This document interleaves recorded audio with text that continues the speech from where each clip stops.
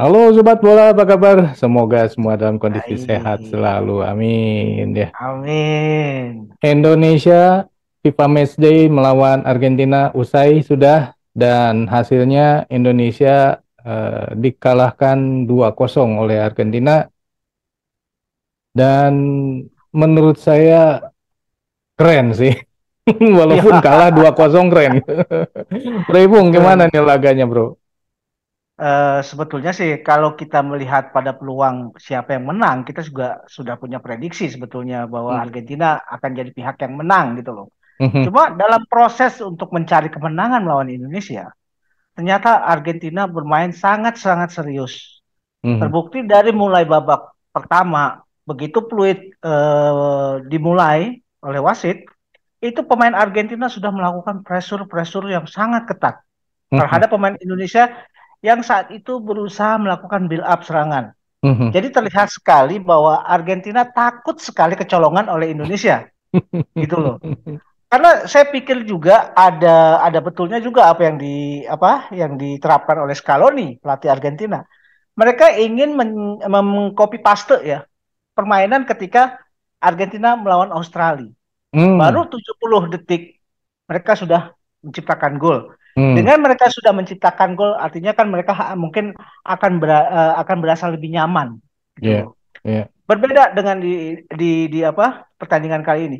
Walaupun dari sejak menit pertama begitu bermain, saya tuh ketar-ketir banget melihat bagaimana pemain-pemain Indonesia dipressure dengan sangat kuat.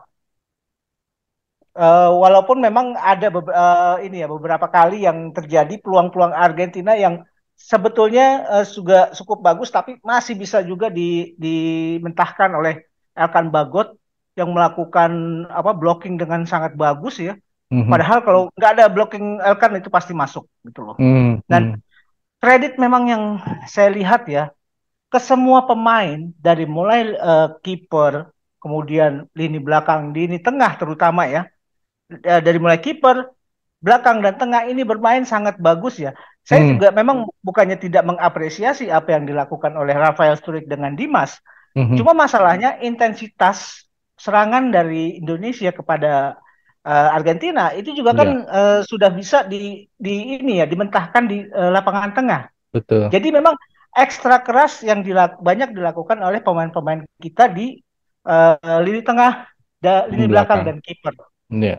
Walaupun kita tahu Rafael Struijk ini kan pemain yang boleh dibilang lebih punya fleksibilitas ketimbang Dimas Derajat ya. Mhm. Mhm. Jadi Rafael Struijk memang apa selain dia juga berfungsi sebagai striker berdua dengan Dimas, dia juga punya keberanian untuk mulai pressure-pressure juga pemain Argentina di Mhm. apa zona pertahanannya Argentina walaupun sebetulnya apa yang dilakukan oleh Rafael Struijk juga tidak menghasilkan apa-apa, Mhm. tapi itu adalah bagian dari percobaan. Itu Ya, saya pikir itu sebuah proses yang bagus buat Rafael gitu loh. ya, ya.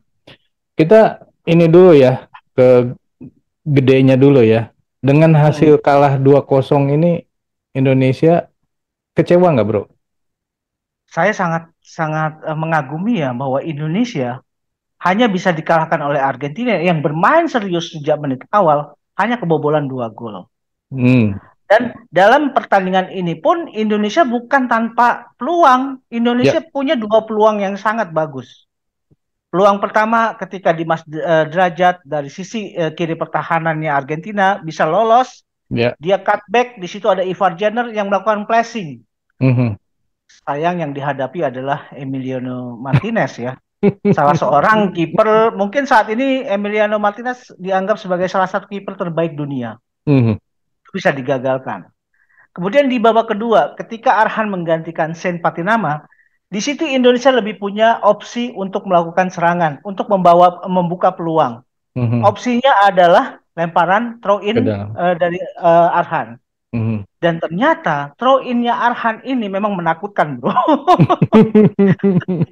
Ini saya baru baru ini ya, baru sangat-sangat akhirnya baru terbuka dengan segitu ininya ya, bahwa ketika melawan pemain-pemain di ranking 1 dunia Mhm. menghadapi lemparan ke dalamnya Arhan, mereka gugup, bro.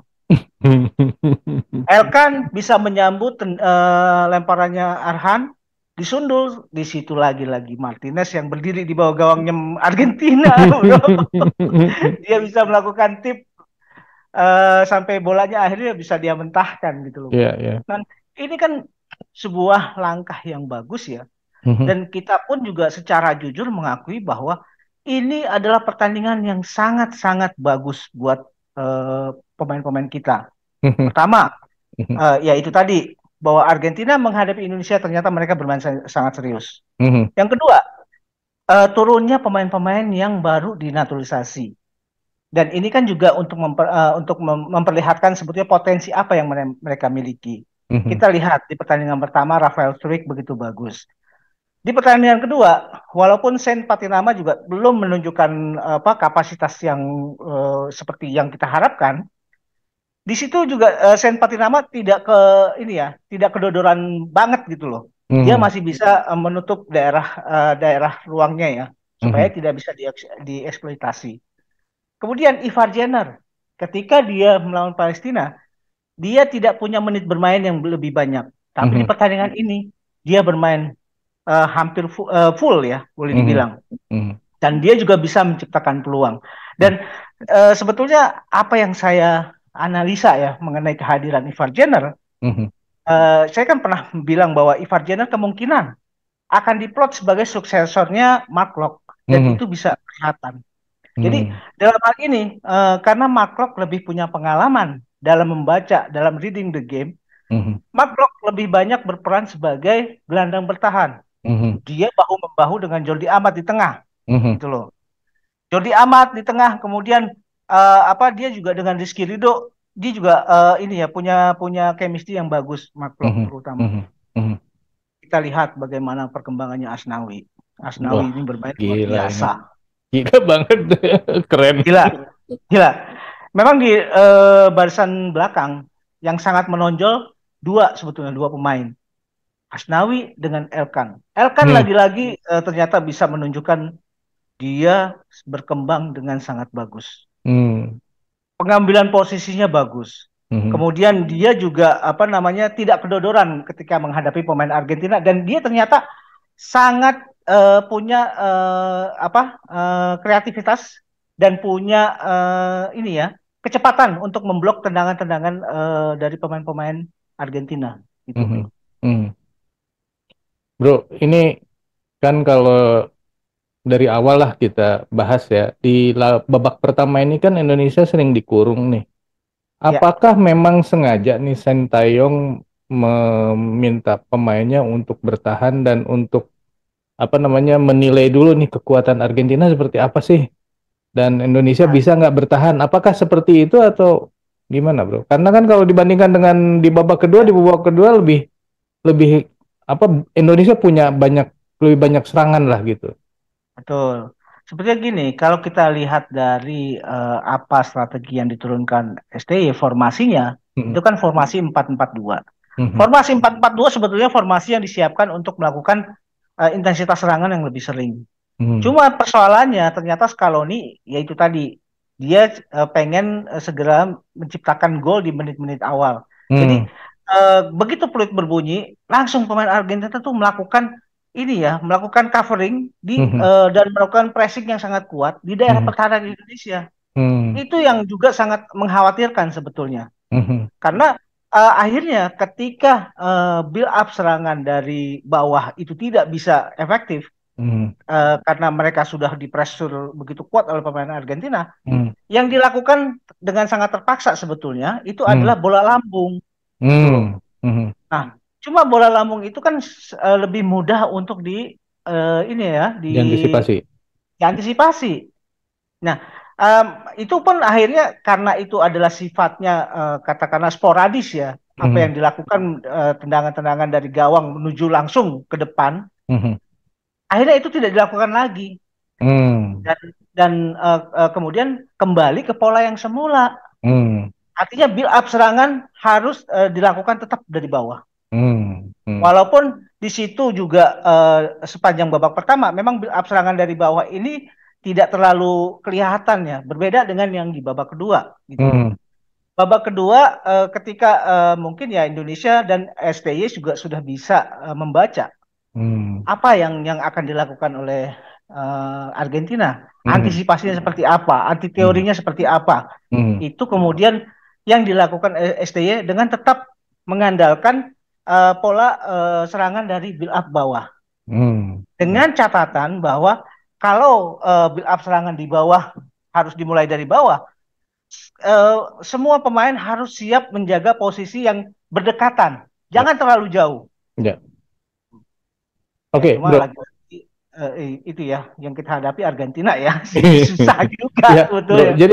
Jadi ini sebenarnya waktu Indonesia bertahan di babak pertama ini karena kepaksa, karena memang diserang terus-terusan oleh Argentina kan. Tapi Betul, apa itu yang membuat benar. berbeda di babak kedua? Apakah karena strateginya Argentina mengendor, atau Indonesianya yang udah bisa lebih berani untuk ke depan? Saya pikir bukan karena Argentina mengendur ya, Mhm, tapi ya itu tadi eh, STY tetap memaksakan pemain kita build up serangan dari bawah. mhm, Itu mhm, satu ya. mhm, Karena dia pernah mencoba juga cara-cara sporadis dari bawah ke depan dan itu mhm, gampang diantisipasi. mhm, Caranya ketika pemain mulai melakukan build up serangan, itu jarak antar pemain lebih rapat gitu mhm, loh. mhm, Lebih rapat itu supaya ketika pemain punya posisi katakanlah memegang bola, dia juga lebih gampang memonitor apa teman-temannya yang akan diberikan umpan. Gitu mhm, loh, Bro. mhm, Jadi itu juga sebetulnya sudah bisa berjalan.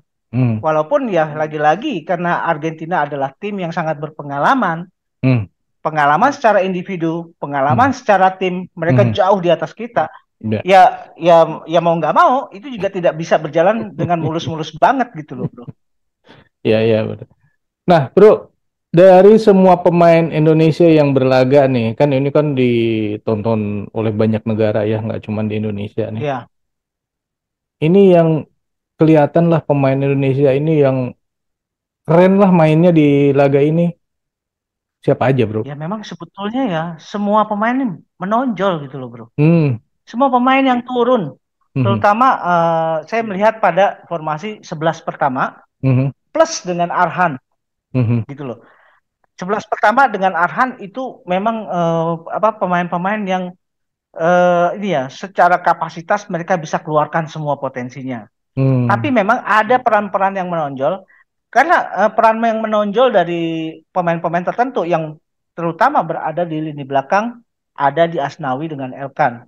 hmm, Kenapa mereka menonjol? Saya pikir ya karena mereka bisa menetralisir daerahnya mhm, dan meminimalisir apa peluang-peluang dari Argentina untuk menceploskan gawang Indonesia gitu. mhm, mhm, Jadi sebetulnya secara build up serangan, kemudian peluang yang bisa dikonversi gol, mhm, Argentina menghasilkan satu gol melalui open play. Ketika mhm, tendangan Paredes dari luar kotak penalti begitu bagus, memang itu sangat-sangat sulit mhm, diantisipasi lah oleh kiper manapun gitu ya. mhm, Yang mhm, kedua, Argentina bisa menceploskan Indonesia melalui permainan set piece, melalui tendangan pojok.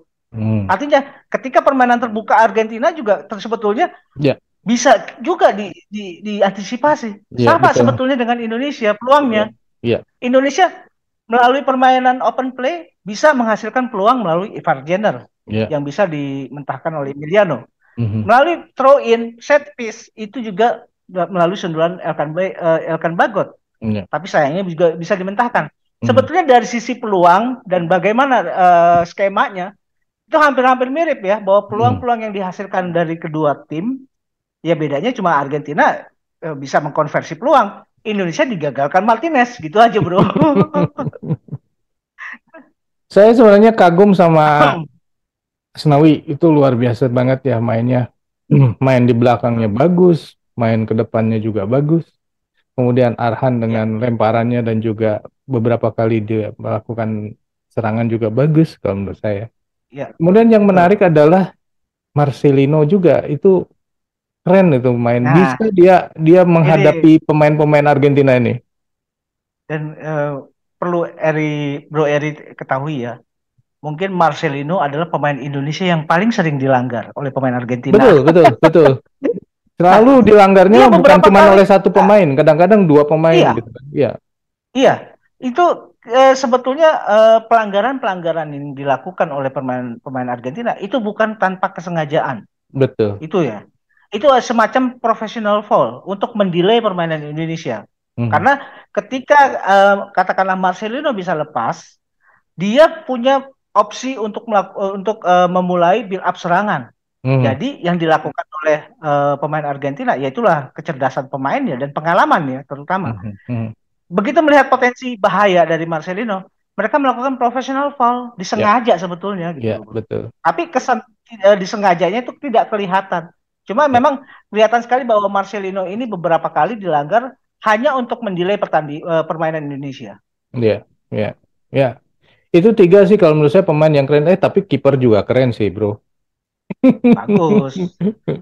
Makanya saya bilang sebetulnya di formasi ini semua pemain Indonesia itu menonjol gitu loh. Iya, benar Dan ya. Di babak pertama ini terutama sebuah ya. pertandingan, iya, ini Mhm. sebuah pertandingan yang betul-betul epic ya dan layak untuk ditunggu sebetulnya. Mhm. Dan ini juga semacam etalase ya. Mhm. Etalase bagaimana dunia mulai melihat perkembangan sepak bola nasional. FIFA Ya, juga mulai melihat bagaimana ketika fans sepak bola Indonesia sampai 70.000 orang, ternyata panitia tidak kedodoran. Itu ya, penting betul, sekali betul, buat betul, betul. catatan FIFA. Betul, betul. Buat catatan FIFA. Dan ini kan juga semacam jawaban ya, jawaban dari kepengurusan PSSI sekarang bahwa mereka memang siap untuk melakukan perubahan-perubahan. Mhm. Gitu. Ya. Bro, ini kalau misalnya permainannya seperti tadi gitu ya, terutama di babak Ya, satu udah di babak satu dua lah kira-kira. ya. Ya semuanya dong kalau itu. Kalau misalnya kita bandingkan dengan laga Piala Asia, kira-kira gimana nih bro? Ada nggak peluang untuk lolos dari Nah, babak grup? ya, saya melihat kondisi seperti ini ya, melihat permainan Indonesia seperti ini, kedewasaan pemain seperti ini, kemudian mereka juga tidak panik menghadapi tim juara dunia. Saya kok punya optimisme ya bahwa Indonesia akan keluar dari tahap ini ya fase grup gitu loh, Hmm. bro. Untuk Hmm. bisa melangkah sampai babak 16 besar katakanlah ya. Hmm. Dan ini harapan seperti ini saya pikir bukan sesuatu yang mengada-ada ya. Apa yang saya optimisme yang apa yang saya sampaikan, saya pikir ini beralasan. Hmm. Kalau melihat kacamatanya adalah pertandingan melawan Palestina, pertandingan melawan Argentina. Ya, Ini adalah warning juga nih buat apa negara-negara yang satu grup dengan Indonesia.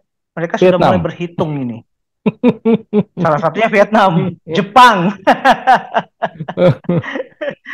Iya, iya, iya, Eh, iya. Ya, iya, saya senang sih dengan pertandingannya. Pemain bermain sangat baik ya.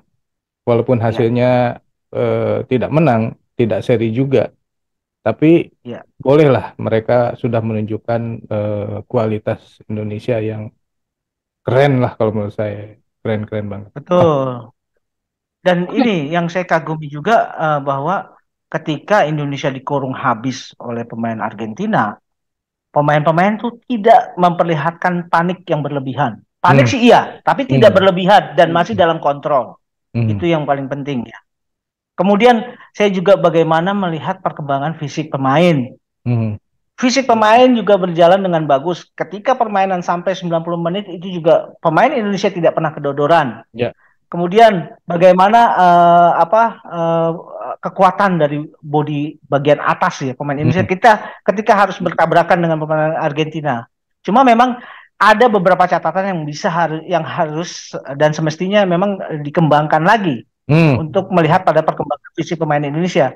Kalau kita melihat bagaimana pemain Argentina, salah satu kelebihan pemain Argentina dan pemain Eropa lainnya seperti pemain Jerman, Inggris dan semacamnya, mereka tuh punya body balancing yang lebih bagus. Hmm. Jadi pada saat mereka berbenturan, mereka tidak pernah kehilangan posisi. Mereka masih Hmm. bisa katakanlah benturan itu kemudian mereka reduksi, mereka koreksi, tapi mereka dalam kontrol. Itu yang Hmm. harus juga dipelajari oleh timnas kita, pemain-pemainnya terutama.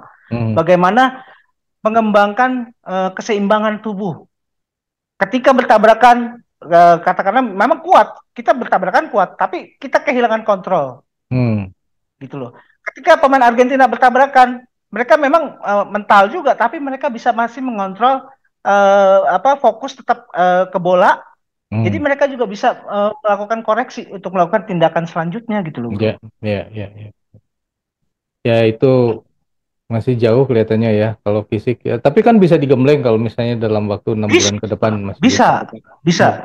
Dan saya punya optimisme ya bahwa mungkin STY juga sudah melihat itu ya. Hmm. Karena dulu kan yang dilihat adalah perkembangan fisik pemain, ternyata Hmm. fisik pemain bisa berubah kok gitu loh. Hmm. Hmm. Nah, ini kan body balancing sebetulnya kan pengembangan dari ini ya, fisik ya. Hmm. Tinggal itu aja sih sebetulnya yang saya melihat kekurangannya pada saat berhadapan dengan Argentina. Body Hmm. balancing itu harus di ini ya, perbaiki. Bro, dikit aja bro, singgung mengenai Ya, timnas Argentinanya. waduh, Argentina. Kalau kita lihat itu kok rapi banget mainnya ya.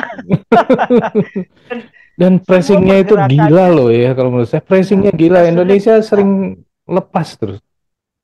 Iya, dan ini pemain itu sepertinya tahu ya mana sih posisi yang bisa mereka eksploitasi.